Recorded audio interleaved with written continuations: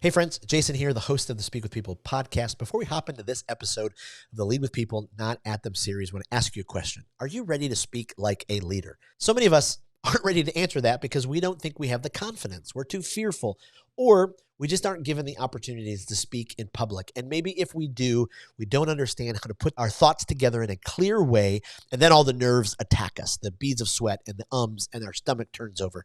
It's time to end all of that. Speak with People is introducing a brand new course called Speak Like a Leader. This is for the everyday leader to speak with confidence, clarity, and in a captivating way. You are going to be absolutely ready when your boss says, hey, can you give an update on the project you've been working on in front of the team? You're going to stand up with confidence. You're going to be clear, and you're going to captivate that room. You're going to close more sales. You're going to be able to communicate more clearly. You're going to be able to deepen your relationships because you're going to speak like a leader. Now, it opens up November 27th, but then it closes December 17th. So you only have a few weeks to get in on this offer and get your own course, the Speak Like a Leader.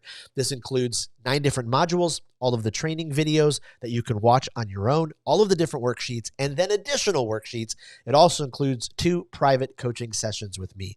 Go to speakwithpeople.com/speaklikealeader and get your course today. And now for this episode of the Lead with People, Not at Them series. Welcome to the Speak with People podcast. My name is Jason Raitz, and I'm so excited that you are joining us today. Here at Speak with People, we believe that healthy communication is oxygen for our relationships and our leadership. So whether you communicate one-on-one, to a team, from a stage, or from behind a screen, we really hope that our time together today on the podcast it challenges you, inspires you, encourages you to breathe life into your world with your communication. Before we hop into just a fantastic conversation with a great leader, I wanted to remind you about the Speak with People community Facebook group. If you're looking for a place where you can be encouraged, challenged, inspired to keep growing in your communication skills, just go to Facebook and search for the Speak with People Facebook group. Come on in and join us. We love to curate ideas. We love to challenge each other. We love to put different articles and videos to kind of spur our growth. So thank you again for being a part of that. Well, how is your leadership? If you've been listening to this podcast series, we've been talking about leadership, and every single week in this series, we're dealing with improving our own leadership. And so today we dive into a great conversation about how impactful our communication is and can be to our leadership. How do you truly and actually communicate? Do you communicate in an impactful way? So often, sometimes we communicate and we think we're being heard, but we're really not. Why is that? What's the difference? What's the breakdown? What's happening there? And so today we're going to discover some secrets that hopefully will empower you to captivate and communicate in an impactful way. And I am just blown away by the guest who is joining us today. Just an absolutely amazing leader, business owner, consultant, trainer, communication expert. And I am just beyond humbled to have her on the podcast. And I want to go ahead and welcome our guest, Ulrike Seminati, to the podcast. Thank you so much for being with us. Thank you for having me. It's a real pleasure. And thank you for this wonderful introduction. Good Absolutely. communication.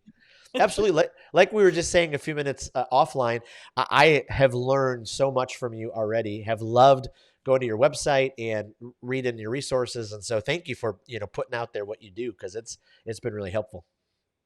Yeah, thanks. And I love that topic. As you might have seen, I have a lot of passion for that, a lot. Yes. And Yes. it's one of these topics on communication. Everybody has heard it so often already. We need to communicate better and so on. And yet it's not happening. So I think there's still a lot to do about it. I love that. Yeah. I was just talking with a group of college students yesterday about communication, and we take it for granted because we all do it every single day.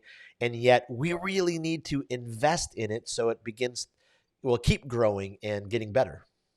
Yeah, exactly. I fully agree. Fully agree. I love that. Well, hey, before we hop into our conversation, I'd love for our listeners just to kind of get to know you more. Tell us a little bit about you and your story and what you do and all that. Yeah.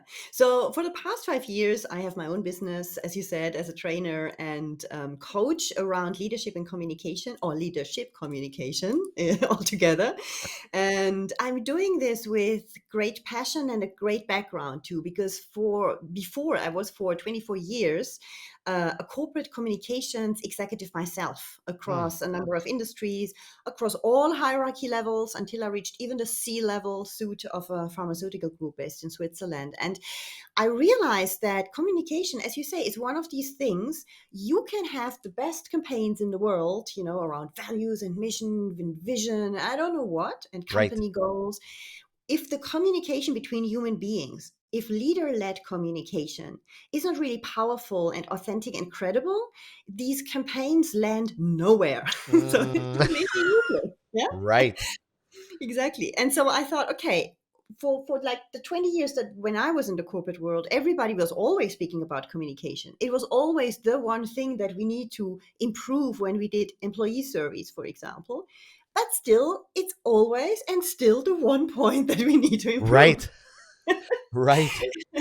And so I decided to step out of the corporate world with this idea in mind, using my own experience. And also, and I know the pain points that you have as a junior leader, a middle management leader, a senior leader, a C-level executive. Even it's pretty different, but in many areas it's also the same. And to bring this very pragmatic and easy to apply view into the topic of communication. Mm, Because what I've seen often that it's very academical, let's say, and there mm. are a lot of models out there and big stuff and great stuff. The problem is, the more it's complicated, the less people will apply it. And only applied knowledge is power. It's not just knowledge is power, in my Wow. opinion. So that was Wow. the reason. Wow, that's gold. Applied knowledge is power. I have to write that down because that is powerful. Do you find before we kind of hop into some of the questions, I already have so many questions just from what you already said. Do you have hope for the future as you look at communication as specifically, now in the workforce we have so many generations of people working together from different age brackets. Do you have hope that we're going to keep improving? Are there parts of concern for you because, these generations have to communicate, and we're all so different? I was just curious what you think about that. I think there are pros and cons about that. The pros definitely are that people are longing for better communication, and the fact that we have to learn how to communicate between the different generations is something where people start questioning themselves. Also, Yes. people in their 50s today start questioning themselves about their communication style because they realize I can't land with the guy who is 25 years old, for example. Right. So that's the good thing, I think. And also, the more and more we are in the digital space, more and more we did online calls all the time and didn't even meet people in person. So there is a different need today for direct communication. There's a bit more of awareness that this is something that exists, not just something that we automatically do, like you said in the beginning, because we do that since we are born, Right. basically, but Right. not very consciously, actually. Right. So I think this is why there's hope. But there is also then the difficulty, I think, that especially the very young generations communicate so much online in written and abbreviated shapes and forms on their mobile phone that Mm, I wonder how they will learn to communicate impactfully from human to human in a room later. Because right. that is already difficult for all of those who have never communicated online before. Yeah. Right. Right. So there is a little bit, pros and cons, like I say. Absolutely. I love that. I just spoke in a college class this week and I noticed that half of the students all had their earbuds in. So during class, they just keep them in. And, if I go to a restaurant, they keep them in. And so I don't know why I had missed that, but even that little, my age bracket, when we talk to somebody, we took off our headphones, but they keep them in, so even those little tweaks, it will be interesting as our communication continues to grow. I think so too. Yeah, it's odd because automatically it creates a sense of rejection in us if you see these kind of things. Yeah, we feel Yes. rejected by the other person, even if we know rationally why they have these earpods in. Even if we know maybe that there's nothing coming out of that and that they're still listening. Even if they tell us that they are listening, we Yep. still feel rejected, and it's a real barrier. It's a barrier to this connection that needs to be created if you want to Yep. communicate with impact. Yeah. I love that. So let's talk about that for a second. So if we want to communicate with impact, what are some of the kind of common myths, surrounding communicating with impact? The things that we think, oh, maybe we thought we were communicating with impact, but we really weren't. Walk us through some of those. I think the main one is really that we believe communicating with impact is about thinking about a powerful message, yeah, shaping the words, the famous key message, and then just bring it out with all the power we have and convince people about that. And I think that's the exact opposite of what we should do. I think this is the big myth. Yeah. We feel like it's about sending something strong. That's how it sounds, communicating with impact. Yeah. Right. But I think we need to shift that perspective completely. We need to, first of all, understand that we have to receive first, in the sense that really feeling the audience, not just on paper, like, they are, I don't know, have this age or these kind of interests, but really doing something with that before we Mm. even start speaking to them. And I think this way of stepping into the shoes of the audience or of the single person we talk to in a one-on-one Yep. discussion, that's really difficult. People think, yeah, that's for sure, I do that. But actually, no.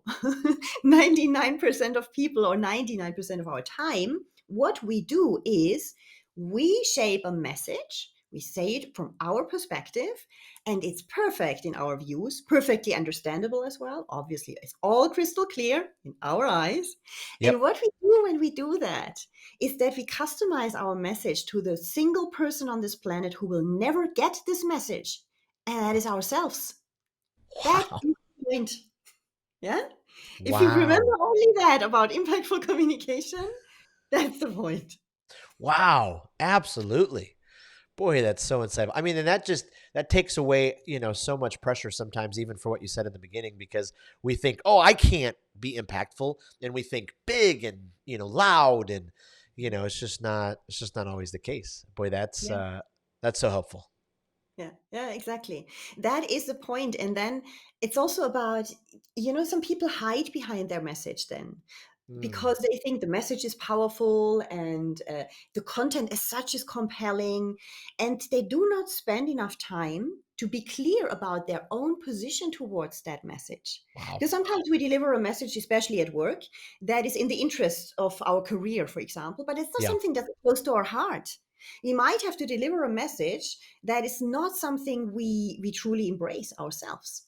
And there comes the problem, Right. because as soon as you do not have any emotions, any passion for that, or love for the message, or whatever, a positive emotion about that, you will convey it in a relatively sterile way, in the worst case in a way that is not credible at all, Mm, because your body language will be not congruent, incongruent with your words, and then people don't believe you, and then your message is not impactful. right. So what people usually don't do when they communicate, especially when it comes to corporate messages and things they are told to tell their teams, for example, is that they first of all work on themselves and their own position towards that, and be very clear about that, and find some connection, even if sometimes that might be difficult, taking that time to prepare yourself mentally. And then the words come out in a completely different way anyway. Right. You don't have to do a list and of 5 bullet points that you want to mention, because these are the strongest arguments on this planet. Because what will come out is then something that is much more genuine and authentic, and that makes a real difference. Wow.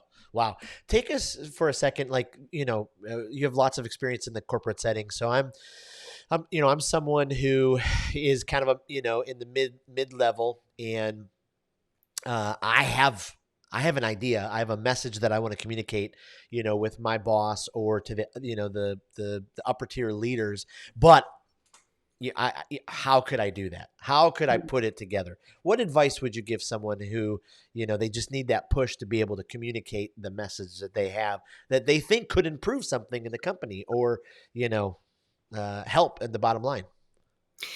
Always think what's in it for them. Yeah. Mm, Not what's in it for you. Typical marketing advice, by the way. Yeah. It's like selling something. What's in it for them? What is interesting in that message that you want to bring across? Do you want to, if you want, for example, a budget approval, yeah, additional budget, usually we don't get that, but we want that. right. Yeah. Or something that eases the way of working for your team, for example, whatever.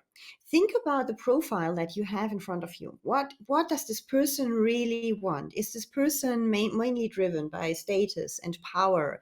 Are they interested mainly in their own career? Often, if we communicate bottom up, then we have that situation that we have someone Mm, who's very much interested in their career. So if that's the case, then really think about how can what I want make them shine? Not how does it make me shine or my team, even if that's what you want. But you right. don't communicate that because that's not compelling. That's your message. Like what I said before, that's tailor made to you. But what's tailor made to them? And that might be totally different. Or is it a leader who is not a risk taker at all? Yeah, Mhm. they don't want that. Then come up with something where you can say, if we do that, we can create more continuity or more stability. You really need then to think about the key. Then it's about keywords that I use. Do I use some words like best in class performance achievement? Yeah, that's another type of personality that who likes that. Then if you say continuity, stability, I don't know, as reliability, for example, Right. you need to think about that. And I think that is what we usually don't do. We think, what is this bringing to the team, to the project as such, but not what is it ultimately bringing to the person who has to approve that idea. Mm, Personally, I really think personal. It's about their career oftentimes, or it's about their stability or their job security, or maybe they love growth and love to see new things and find this really inspiring. Maybe it's about that. But you need to think about what's in it for them. wow. Wow. That, I mean, it's so powerful because so often it seems we're wired to think the opposite, right? How do I Mm. get ahead? What's in it for me? How can I get to the next? And just to switch that mindset will make our communication so much more impactful. That's Yeah. powerful. What have you found? Why when communication is so important for a company or a corporation's culture or a team's culture, but why don't the leaders of that team, if the communication gets off, why do they just let it kind of keep getting more and more off the navigation instead of trying to get it back on, trying to, train the team, get the team healthy when it comes to communication? Why does it seem sometimes that they just, once it gets off, it just kind of go more and more toxic, more and more off. And then, 2 years later, the team is, can't recover. Why do you think that is sometimes?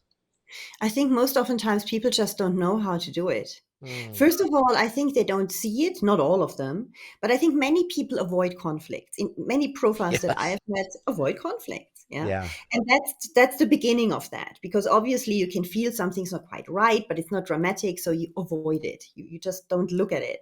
And it's getting bigger and bigger over time, and then it becomes really uncomfortable. And at some point there is an explosion or something happens, like many people are leaving, or Yep. they make big mistakes because there's no collaboration anymore, things like that. Then it's a bit of a wake-up call. The problem is that most people then just really don't know what to do, because they are so much caught up in looking at the situation from their own perspective, Right. because they never made that effort to really look at it from very different, from even very opposite perspectives. Right. And it's surprising when I train leaders how difficult it is to communicate really from a totally opposite perspective. And because it sounds simple, yeah, step into the other shoes. I do an exercise with them usually around sell a house from a profile that is totally the opposite of you in terms of interests, what they Mm. want. And there's often long silence. And it's only a house. A house is simple, and a house has a lot of features. A Right. garden can be there, a neighborhood in addition to the house. I mean, there are many things you could describe. Yet people struggle to find more than one or two arguments, which is really nothing for a house. Yeah, Right. to sell that to a profile that is not at all in line with their own perspective. And I think that is the problem, that we think we know what the reality is. Every single one person on this planet, 8 billion people, think that this is the reality, what Mm. they see. And it's not, it's just their reality. And everybody has another one. And you have another reality of this discussion than I do. Logically, we're two different people. Yep. And even if we were in the same situation, because now we are not exactly in the same situation, you're Right. interviewing me, but even if we were, we would have two different perspectives and we would both be convinced that's the truth. And as long Right. as you stick to this little field of that's how it is or that's how it has to be, most oftentimes you can't see any solutions, and you will also not allow for communication to become better with the team, or for people to speak up a bit more, or for you to speak more in their words, and all of that, all of this more, let's call it mental flexibility around how you Mm. communicate, is only there when you create some awareness about your own motivations and how this influences the way you communicate, and why people might have perceived something in a completely different way than what you expected them to do. Wow. Wow. Absolutely. Have you found in your leadership experience the employees, the leaders who on their own take time to make sure they're investing in their communication skills? I mean, we do leadership training, we do physical training, we do emotional training, but sometimes we don't think as much about our communication skills. Have you found that the leaders who do that, they take that step to invest in those skills, do they experience more success? Do they experience more promotions? I mean, I'm just curious from your vantage point as you've helped companies and been in companies. Yeah, I think they definitely have an easier life afterwards because they start connecting the dots. Because Wow. you can have a lot of knowledge and a lot of skills and a lot of methods and whatever, what have you, yeah, like you say, in different areas. But communication at the end connects the dots because that is the only interface that we have with other people. It's always communication, verbal or non-verbal. Even if you say nothing, you communicate. You always communicate. Right. Right. You cannot not communicate. As soon as you're there somewhere, even if you're just standing still in a room, you also communicate something. People have an interpretation of your behavior immediately. That's how it is. Right. So I think it makes their life easier in a way that they don't stumble through different situations without understanding what's going on, because they get more of a grasp of why sometimes things go off or why sometimes things are not done. Why do I have to send the fifth reminder email for this simple thing? Right. Why do I have to do three follow-up meetings, whereas in the first one I expected it to happen already? To find a solution or something, Yep. it makes life easier because they can be just with more training and more awareness around how to speak to other people and how to relate themselves to what they actually want to achieve. That's super important. Start with you first, then help others. Yeah, like in the airplane. You're falling down, help yourself first. Many leaders don't do that. Right. When I work with leaders, what I realize is that most of them immediately switch into the team perspective and think about how can I lead the team? How can I influence the team? How can I motivate the team? And it's really, I have a hard time on my first part. I always work on the I dimension. Yeah, what's about me, to bring them back to just think about you first. You Oof. have no clarity about not your values, not your how what's exactly your position towards the leadership behaviors that are expected from you. You Yep. just don't do some of them. Why? Just understanding that. And this time is not taken. And that makes the life so much easier for them. Just go around with more self-awareness about who you are as a person, but also as a leader. At the end, you are a human being in the workplace. Yep. And from that perspective, life becomes much easier because that helps you really to create more awareness and to address issues differently. Helps also to avoid conflict not that much anymore because suddenly it Right. becomes a bit easier because your own position is clearer. You feel more solid within yourself somehow, and that enables also better conflict management. Boy, that's so powerful. I mean, I think about, young leaders going into the workforce now, if they were able to get some of these concepts and skills, in their early 20s, how it would just set them up for success as they continue to grow. In some of my research and reading, I've came across some stuff where you talk about the no-do gap. How does that, knowing that, how does that help, so our impactful communication? How does it translate into action and meaningful change? Mm. Actually, between knowing and doing, there's a gap, like you said. Right. There's something missing, because we always think when we know something, we do something. Yeah, because Mhm. we know but we all know that we have to go to the gym or work out to be fit, but we Yep. don't do it. I mean, some do it, but Right. most of us we don't. We know that we should eat healthier to be healthy, Do Yep. we do it every day? No, we don't. Yeah, for sure. And exactly the same applies to every given situation you can imagine in the workplace. So, what we don't do when we do something is actually that we do not consider that before doing something or before other people do something, they need to feel something. Without, there's Mm, the emotional part in between that we do not consider at all because we think when we have a logical argument that is rational and compelling enough with 5 pros and 0 cons that people will logically act upon it. But yep. they don't if they have a belief that it will never work. That creates fear of failure, which is an emotion, and Right. then they don't do. So we don't think about what this what because knowing is about facts, but it's also about beliefs, and these Right. beliefs create emotions or fears. Most of Right. the time it's about fears when we don't do something, fear of rejection, fear of failure most of the times, and then we don't do it because we postpone, we procrastinate on things because exactly because of that. We don't get into action mode. And that is the point that we clear about, do I have something that's really holding me back here? Do I believe in communication? I see that very often. Introvert people or people who believe, and they might be right, that they are introverts. And they believe most of the time, even if I do this communication training forever, I will never be a good communicator because I'm an Right. introvert. I will never be inspiring. I will never feel comfortable in front of an audience, and so on and so forth. And because of the fact that they believe that, they have the emotion of, I will not even get into that. I will not even try because then I cannot fail. And this is why they will not apply the skills that I have been trained on. Wow. Wow. And that's exactly what's happening with everything we don't do. Right. Oh, I mean, that's so good. I mean, and I think that's why it's so important to have, a mentor leader or a coach or, someone who believes in your success, but is pushing you and making sure you're taking those steps. Cause I mean, how many people have you probably come across that I've come across who just stay stuck in that no part? I know I should do this. I know I want to be there. And then 20 years goes by Yeah. and they just needed those action steps. Exactly. Yeah, exactly. And it's a shame of losing all these years. But yeah, we all know situations. If we think back of our own lives, we all remember things where we Yep. have really procrastinated for 20 years on something. Right. Right. Yeah. And I've been there. Like, I can't judge.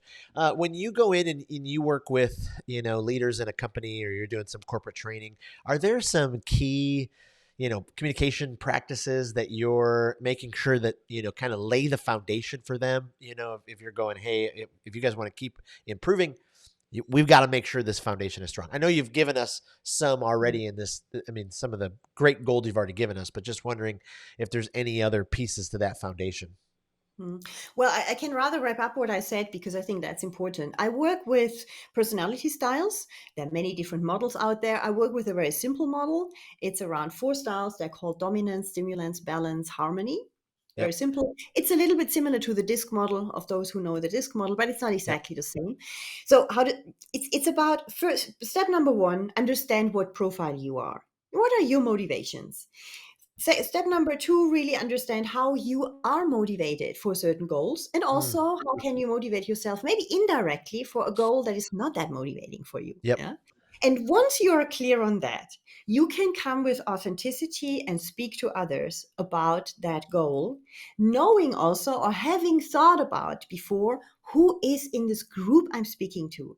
Who are my team members? Are Mm. they very similar to me? Are they totally different from me? Are there 7 out of 10 who are very similar and 1 or 2 profiles that are totally different?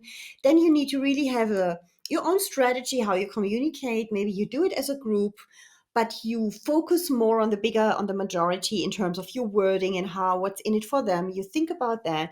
And when you Yep. have 1 or 2 who are really different, you take them aside and say, I know that what I said in the meeting was maybe not super compelling for you because I know that you actually love change. And so for you, I thought about there would be this or that in that project that might be interesting. What do you think?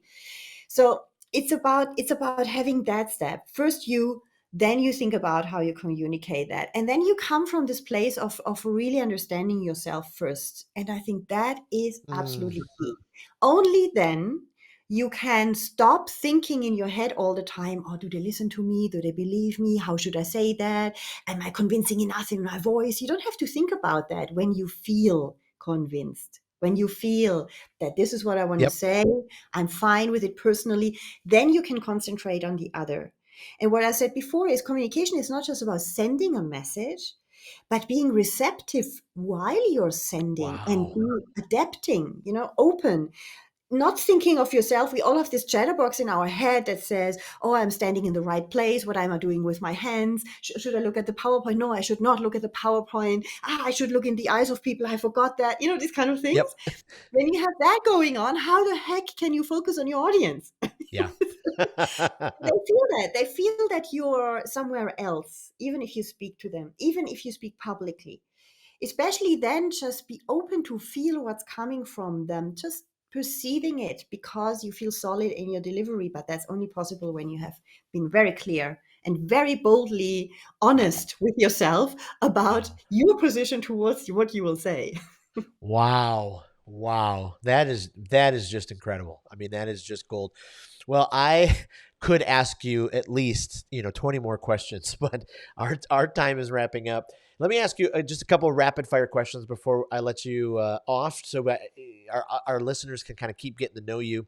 We talk a lot on this podcast about speakers and storytelling. Do you have a favorite speaker or storyteller that every time you listen to them, you just think, oh, I could listen to them all day long? I come with a classic. Okay. It's Simon Sinek. I love it. Why? Because he's extremely passionate about what he's saying, and he's super authentic. Because I mean, I don't know him personally, unfortunately, but it's obvious that what he says comes from the heart. He Yes. always speaks with his full energy. And I think Yes. this is the best example to understand what it means and how convincing you can be when you have a clear position about your message and when Yes. you really believe it yourself. So Yes. every time he opens his mouth, you can hear or listen to him wherever. It's always exactly that. And that's really Absolutely. admirable. Do you have a favorite leadership podcast or a guilty pleasure podcast that it just fills you up? You'd love to recommend this to our listeners? I don't listen to podcasts for fun actually, but for information, because I'm a big learning person. Yes. There's one which always delivers obviously very good quality and is already for years. That's the HBR Idea Cast. Mm, And I like it because you can there are a lot of different topics, and depending on what your leadership issue is right now, you can find things. And it's very solid, so it's not fun or super innovative or inspiring, but it's yes. very solid. And I think at the end, most people just need a bit of security also in what they're delivering, what they're doing, and that's what you Yep. get there. Yeah. Is there a book that you recommend every leader? If there's only one book, every leader has to read this. I have this one, Coaching for Performance I love it. by Sir John Whitmore. It's about leading with questions. So it's this famous coaching Ah, leadership style. And for me, that is the evolution of great communication, to yep. help people by asking them, by not imposing our own solutions, but by really asking them so many questions until they come up with their own solutions, because this is how you create engagement. It's a time consuming Wow. way of managing people, definitely, in the beginning at least. But it's a good investment in my opinion. If you start coaching for performance with your team, after I would say best case 3 months, maybe 6 months, where you have to do a lot of work and invest much more time in one-on-one discussions, Yep. you will get that time back afterwards, because you will have the people will just be so much more engaged, autonomous, full of their own ideas, empowered, and that will help you a lot as a leader to then delegate with much more confidence to them. Wow. And I just have to ask you one more because you live in a very beautiful part of the world. What's the best part about living in Switzerland? I think it's the nature in general. And in Switzerland, you have a lot of mountains, you have a lot of lakes, Yep. and it's really stunning. I live now in Zurich. I mean, you can go to also the big cities around the lakes or to the mountains as such. But what I love is you have a beautiful city like Zurich or Geneva or Lausanne or Montreux. Yep. So many of those. where you have the lake and then you have mountains in the background and you Oh, have even snowy mountains in the background, even in summer, and you can lay down there and go for a swim in the sun. It's beautifully warm and you see the wow. snow at the other end. I love it and it's beautiful. Wow. It's just really stunning. Yeah. Wow. Wow. Well, my goodness, thank you so much. You have poured out such amazing wisdom and insight. Where can we make sure we send our listeners to find out more about you? So the best place I think is my website because Okay. you will also find a video about me, hear me a bit speaking, have an idea about that. And my name, yeah, it's unfortunately complicated. So website is my name, ulrikeseminati.com. Yep. And Or you find me on LinkedIn, very simply. That's really the two places where you find me mostly. And just get in touch, drop me a note, get in contact, connect, whatever. I I would be love it. pleased to get in touch. Yeah. Absolutely. And we'll make sure we post that in our email and in our show notes and in our Facebook group and make sure we, we'll put all that. Thank you again. Really appreciate your time. This was such a great conversation and so helpful. Appreciate it. Yeah, thank you, Jason. It was a pleasure to be with you. Absolutely. And thank you for being on the Speak with People podcast. We just really appreciate you being part of our listeners who every single week we're together. We're taking steps forward to elevate the importance and practice of healthy communication in our lives. Again, hopefully today challenged you, and my hope is that you will speak with people and not at them. We'll see you next week. Thanks again.